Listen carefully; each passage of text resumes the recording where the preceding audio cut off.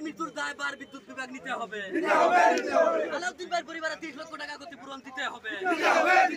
আলাদা আমাদের এই আন্দোলন চলছে চলবে। বিদ্যুৎ বিভাগ হায় হায়, বিদ্যুৎ বিভাগ হায় হায়। ম্যাডাম এটা লিখিত দিলা ইলেকট্রিক ডিপার্টমেন্টের তরফ থেকে একটা ইনকোয়ারি হইতো কিতার লাগে তারা এই লাইনটা এত নিচে করলো আর এই পরিবারের একটা ক্ষতিপূরণ হইতো কারণ ক্ষতিপূরণ ইলেকট্রিক ডিপার্টমেন্টে দিকদারি করে ইনকোয়ারি দিতে সময় অন্যান্য ডিপার্টমেন্টে হইলে লগে লগে পয়সাটা পাইলা কিন্তু ইলেকট্রিক ডিপার্টমেন্টের পয়সা পাইতে অনেক দিকদারি হয় তারা রিপোর্ট দিয়ে যে পাবলিকের ভুলের কারণে এটা হইছে পরে পয়সা পাইতে দিকদারি হয় ইলেকট্রিক ডিপার্টমেন্টের তরফ থেকে আপনি দেন একটা রিটার্ন দিতে লাগবো যে পরিবারে ক্ষতিপূরণটা পাইতো আর এই লাইনটা উঠানি যাতে আর ভবিষ্যতে এই ধরনের ঘটনা যাতে আর না হয় আর এই পরিবার অনেক অসহায় পরিবার তার ছেলেমেয়ে আসুন বাইরা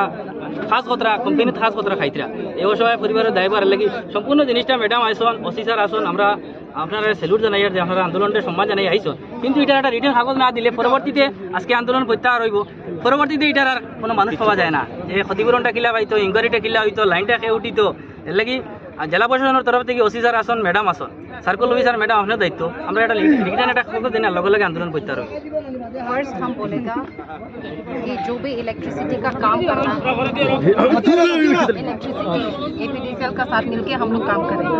उनको जनाएगा क्या क्या आप लोग का डिमांड है जो भी काम पेंडिंग है जो भी उनका तरफ से कुछ भी हुआ वो सब हम लोग कराएगा ये एडमिनिस्ट्रेशन का तरफ से और जो आप उसमें रातिपुआ जुने दुपाई এই জন মানুহ আপনি কিবা কৈছিলে কি কি লাগিব বুলি কৈছিলে ক্ষতিপূরণ 30 লাখ আমি ডিমান্ড দিছি আপনার লগতে চাকরি এটা আপনি নিয়মমতে যাম নিয়মমতে কৰিম নিয়মমতে আমাৰ যি নিয়ম আছে গভৰ্ণমেণ্টৰ নিয়ম এই বিলাকটো আমি কৰিম তাৰ পিছত আমাৰ যি আছে হেতু মানে গভৰ্ণমেণ্ট নিয়মৰ পৰা যাম মানে we will go as per procedure ঠিক আছে ম্যাডাম থ্যাংক ইউ আমি গভৰ্ণমেণ্টৰ নৰ্মস মানিম এটা আমি মানুহ ৰেসপেক্ট কৰব আপনাদেৰ আহিছে ৰেসপেক্ট কৰি আছে কিন্তু আমাৰ ডিমান্ডটো হইছে আমি জনাইছিলো আপোনালোকে নৰ্মসৰ বাহিৰতো যাব লাগিব কিয়নো আমি আগতে জনাইছিলো যে বিদ্যুতৰ লাইনটো জনাই দিছিলো কিন্তু এই এসডি দিজন আছে উঠানে के लिए एसडी দিজন আছে জান चाहिए हम लोग এই एसडी দিজন আছে ম্যাডাম ইতনে কারো কথা গুরুত্ব নিদিয়ে গাদ্দারি কৰি থাকে আৰ ইমান ডাঙৰ মই আহিছো আপোনাক মই এসুৰেন্স দিছে নহয় এসডিও লগত এপিডিসিৰ লগত মই কথা পাতিম নহয় যি কাম কৰিব লাগে ইয়াতে মই কৰাই দিম ঠিক আছে মই আহিছো আপুনি এসুৰ থাকিব মই কৰাই দিম নহয় ঠিক আছে আপনাৰ জি ডিমান্ড আছে জি লাগিব সব মই কৰাই দিম এসডিও লগত এপিডিসিৰ লগত মই কৰাই দিম ইলেক্ট্ৰিসিটি বিভাগৰ লগত মই কৰাই দিম এটো আপুনি এসুৰ থাকিব এসডি আয়োগ নাই মানে ই এসডি আয়োগ না স্যার এসডি তো কোর্টত আহিব না নাই সার্কল অফিসার ম্যাডাম তো মেন হেড না মই রিপ্রেজেন্ট করি ই এসডি দিজন আছে যে শুনো আমি এটা কথা কই খারাপ পাইও না সার্কল অফিসার আমার তার আন্ডার জি আছে আমি কাম করে এটো মেন হেড আছে আর লাগে ঠিক আছে এর কারণে আমি তো রেসপেক্ট করি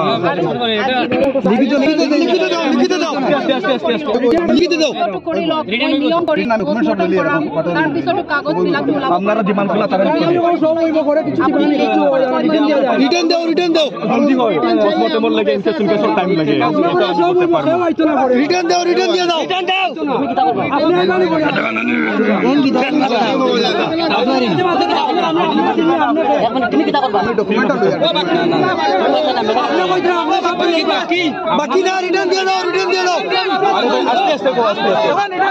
20,000 টাকা দিলাই না 20,000 টাকা দিলাই আমরারে মারিয়া লইয়া যায় আমরা একটি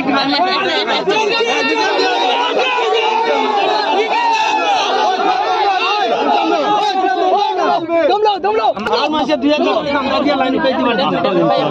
খাইয়া বলছি আমরা ম্যাডামটা জানাই কই দিই এই পরিবার 30 লাখ টাকা ক্ষতিপূরণ একটা 2 নম্বর